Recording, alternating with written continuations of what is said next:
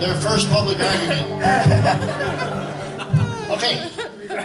Just for your information, we did hello, I'm listening. Calm down. Okay. We did supposed to be 8 week, but we put the last 2 weeks together, did a 7-week course. My wife and I did it on hurts, habits, and hangups. And it went really well. And we wanted some of the people who weren't there to offer what their experience was. So we're going to shut my mic off. Testing. Oh, we can talk without the mic too. Okay, pass me that mic. Pass me that mic. Okay, bring it back to him. That's his job to make sure there's good batteries in there. But anyway, so we're going to ask Colleen a question. Okay, we just want Colleen to quickly tell us who, her name, and how did she get here? Grace Church. I'm Colleen. A little closer. There you go. Got here because about a year after I moved to Bucktush, I was still driving around looking for a church where I could understand any of the words. I was raised Catholic, and I went sometimes to the church in Bucktush and found out there was an English Mass in Rexton, tried that one. One day I was driving by and really saw for the first time, not just the Youthquake sign, but the sign that there was also a church.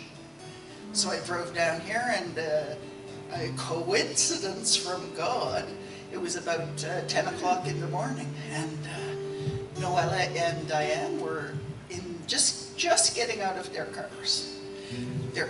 And so I pulled it up and I asked them, is the service enough English that I could come to this church?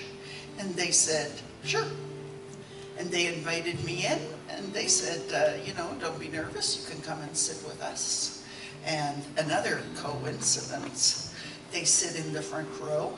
So the front row is good for me because I get really anxious about things, and if I'm in the front row, I can pretend I'm the only person there. And the whole show is for me. So that's how it got here. Okay. So coming to Grace Church, how has Grace Church helped you over the last 4 years? Oh, that would not be countable in any way.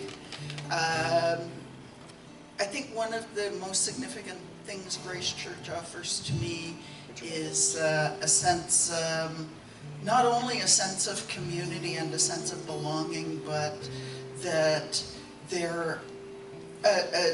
that people share so freely that you can't come here and not know that you're in a community of people who have suffered pain in their lives, emotional, physical pain within their families, and that they keep putting one foot in front of another, they keep going, and they keep searching for God on their journey. So that's been a huge significance to me here. So how did coming to Hurts, Habits, and Hangups help you? Well, I'll just quietly refer to my notes now. She said subtly.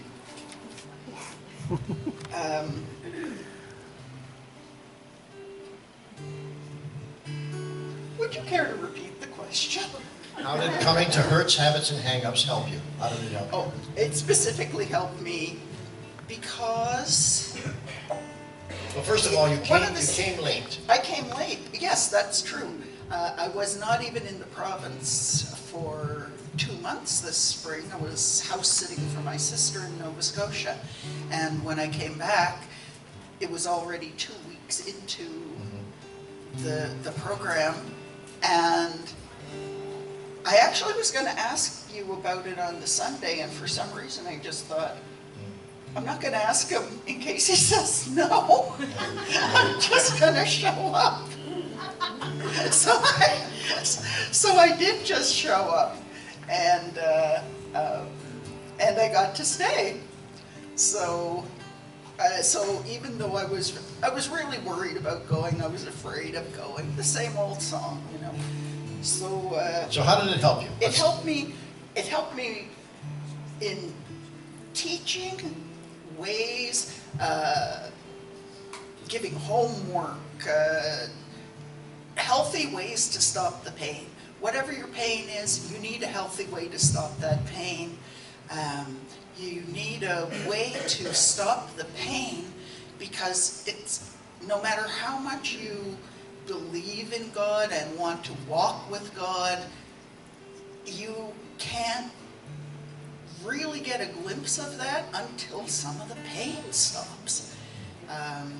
It's like being hungry all the time and never getting anything that makes you feel better, or like you've had a dinner, because your pain is always in the way, distrust, and so it's making me go forward.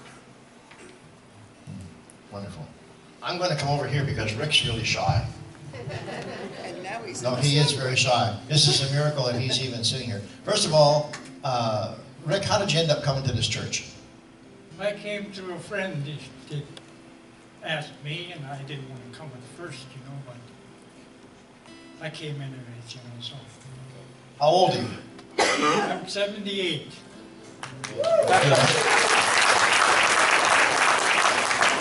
You know Loretta's not married, eh? Yeah, never mind. We'll talk about it later.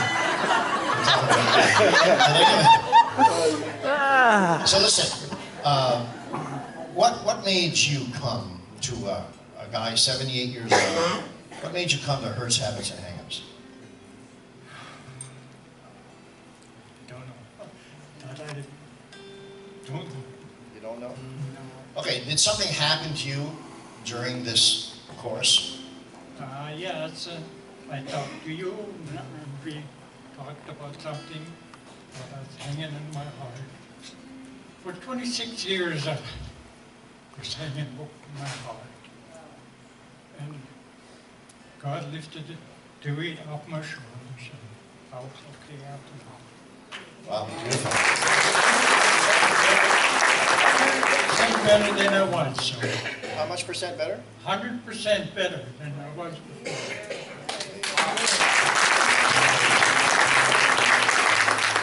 78 years old, carrying something for 26 years. And gives me a call and says, Pastor, we got to talk. And let me ask you a question. I'm not trying to put anything in you. I'm just going to go by what you told me. Do you sleep better? Yes, I do. Do you cry over it anymore? No, well, I cry a little bit here and there, but not that much. You know. You still cry over this situation?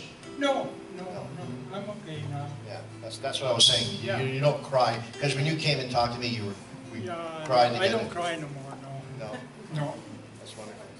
See, a lot of times people think that Christians need deliverance when Christians really need discipline. You know, a lot of people think cast the devil out of somebody, you know, a Christian, whatever, or a spirit. And really, we need to walk in the Word.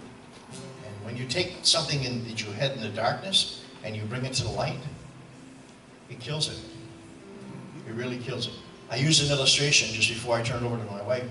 I held up a bottle of water and I said, how much does this weigh at the beginning of the course? And somebody said a pound, whatever the case may be. And I said, if you hold it up and hold it up and hold it up, it becomes unbearable. The weight of that thing has not changed. Your strength has. And the more we carry something, the heavier it gets. And we need to share it. And so I'm really pleased that the Lord done that for you guys. God bless you. Go ahead. I'm going to ask Elaine to come and my wife to come. And I'm going to give them each a mic because they're not shy. Either one. The reason why I took on Elaine this morning, because Silas can't handle her.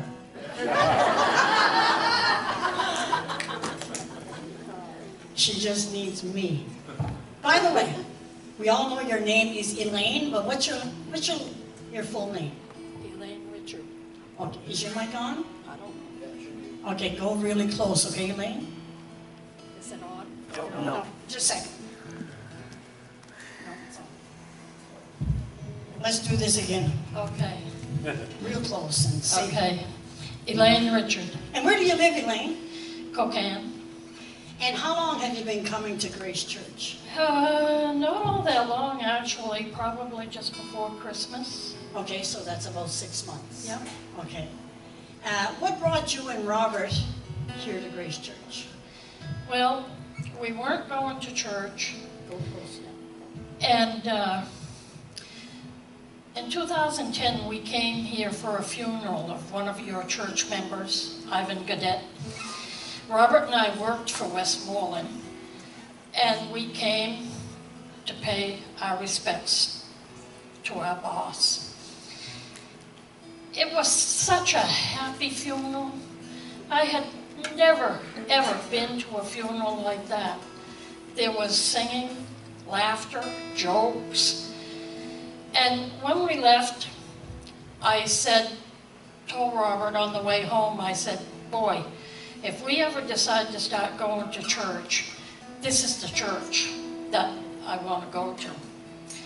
So the years went by and we still weren't coming to church. In August of 2015, Robert was diagnosed with esophageal cancer, and it wasn't looking good. He only had about 6 to 12 months to live. So we decided, I told Robert, okay, this is the time to start believing. We're going to church. First, he was kind of hesitant because we heard that the services lasted an hour and a half. And when we did go to church at the Catholic church, the first 5 minutes I had to hit him to keep him awake. So I thought it was going to be a big challenge. But the hour and a half went so fast, and now we look forward to every Sunday because you never know what's going to happen here. Like, I never expected to be sitting in the hot seat.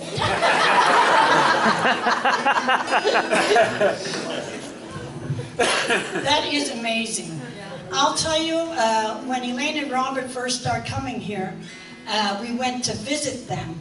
And that was right after they started coming, so we went to visit them, and they didn't really believe, to be honest with you. Like, she said it with her mouth, she wasn't a believer, and Robert was very quiet. And as they began to come, and as they began to give God a chance, I actually saw their countenance change. The last night of hurts, habits, and hang-ups, Robert just looked at me and goes, boy, he says, I enjoy coming to church so much. And it had made a dramatic change in their lives. And I am so thankful. To know them is to love them. You don't get to know people. That's why it's so important, as Pastor Troy tells people, go see somebody you haven't met and shake their hands and get their name. So the next week you can call them by their name. There's something important about you knowing somebody's name. It means something to them. It makes it more personal. So that was in 2010, and then she started coming. So what made you decide to come to Hurts, Habits, and Hang-Ups? Because of hurts, guilt that had been going on for too long, and I didn't know how to get rid of them. So when I heard about this course, right away I got so excited. I thought, oh, finally, this maybe is going to help me. I asked Robert to come with me because I didn't want to come alone, to support me, and he discovered that the course helped him also. Well, that's excellent, because I know he spoke up around the second or third night, third Tuesday, and he said 25% of what the pain was, or whatever the case may be, was gone. And the last night, he said 80% was gone. He said, the other 20%, I'm going home to talk to my wife about it. So He never did. he never did. Robert, we're going to hold you to it. But it goes to show, he said he came to support his wife, but as he came to support his wife, in which he did a great thing, he ended up getting help. So that was fantastic. Okay, so then what happened? Coming on towards the 5th and 6th week of the course. What happened with you? Okay, Silas was giving us helpful hints every week about how to deal with these hurts and habits and hang-ups and what have you. And each week I was listening. Troy had said a couple times, if something really jumps out at you, take it as a sign that God is speaking to you. So we came to the course the first Tuesday night, and the second night I subscribed to this magazine called Guideposts, and I happened to be reading it, and something did jump out at me. So I figured the Lord was speaking to me, and I was at the right place at the right time. It said, "Dear Lord, please give me a purpose I can live for, a self I can live with, and a faith I can live by." Well, that's what I wanted. I wanted a self I could live with, because I couldn't live with myself. So the course went on, and each week I was thinking, well, I really should talk to somebody, because Silas was telling us from the get-go that we should admit it, face it, share it, and then put it away. So each week was getting closer by the hints he was giving. The fifth week of the course, he started out by telling us that Rick had finally had a breakthrough and talked to him after 26 years. And I thought that was great, because I had been carrying this for 56 years. And during that evening, Silas was also telling us by not sharing, we were committing, it was compared to committing suicide. It was emotional suicide. We didn't want to let anybody in because we didn't want to get hurt. And that was me. The wall was getting higher and higher, and I didn't know how to put it down. So after the course that night, Robert and Ann and I went to congratulate Rick for having a breakthrough. And I said, geez, Rick, it's so great, and you're so lucky that you could get rid of this after only 26 years. Because for me, it's been 56 years. And Ann said, oh, 26 years, 56 years, that makes you the winner.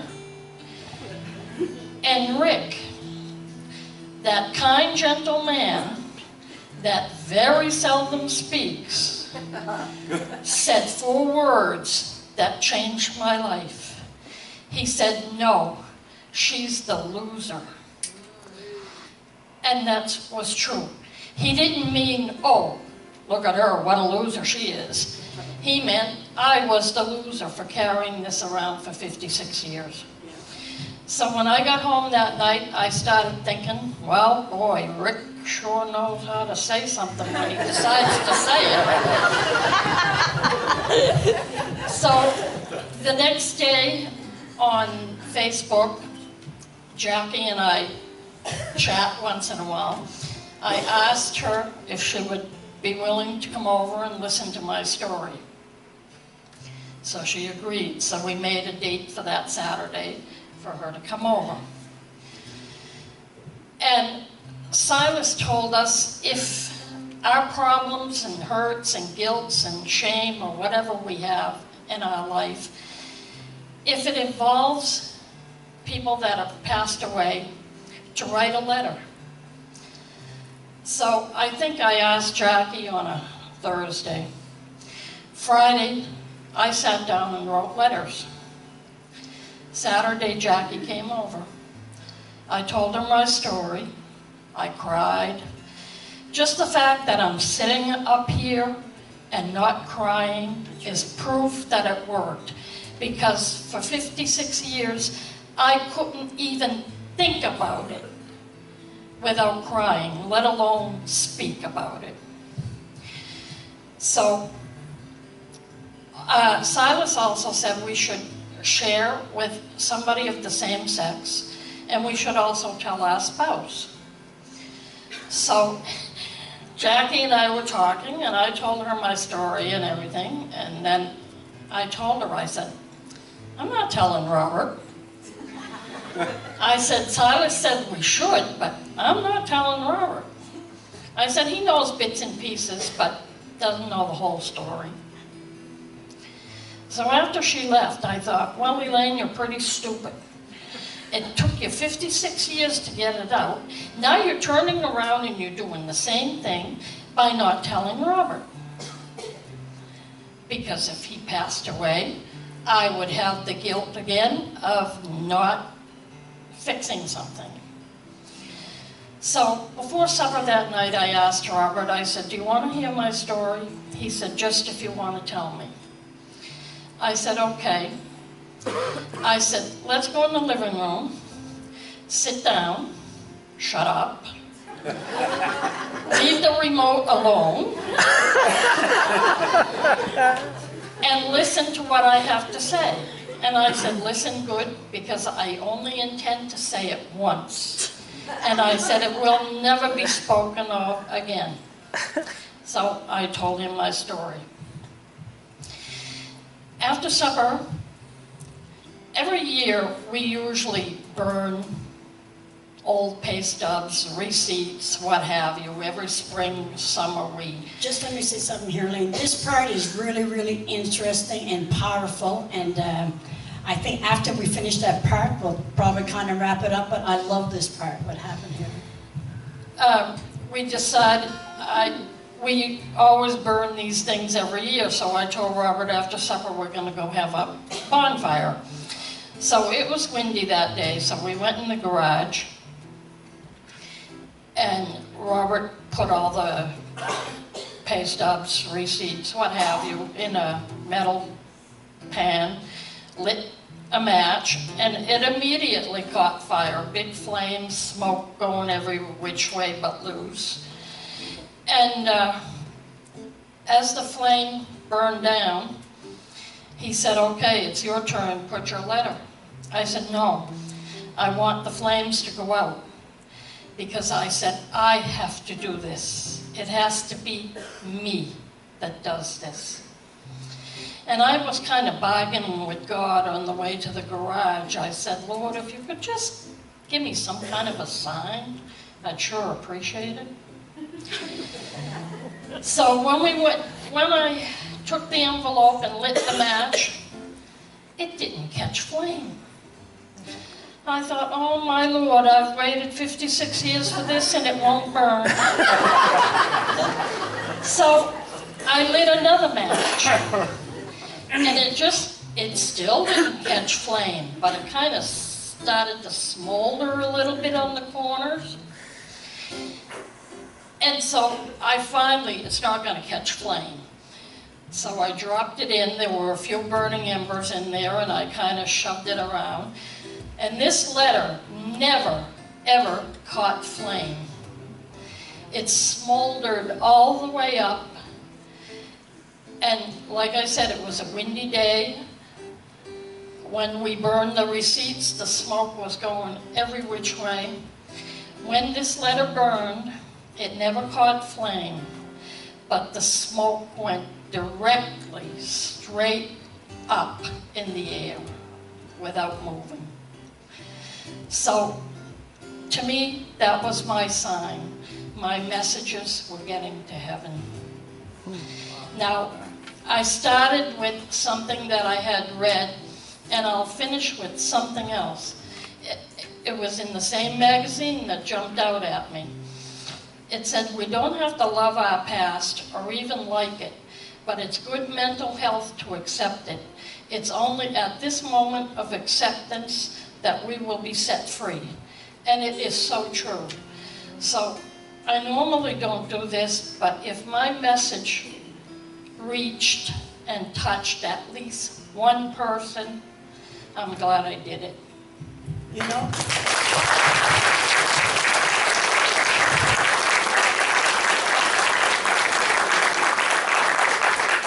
That was absolutely amazing. and she was an unbeliever 6 months ago. You did amazing, my friend. God certainly is going to continue to use you. God bless your church.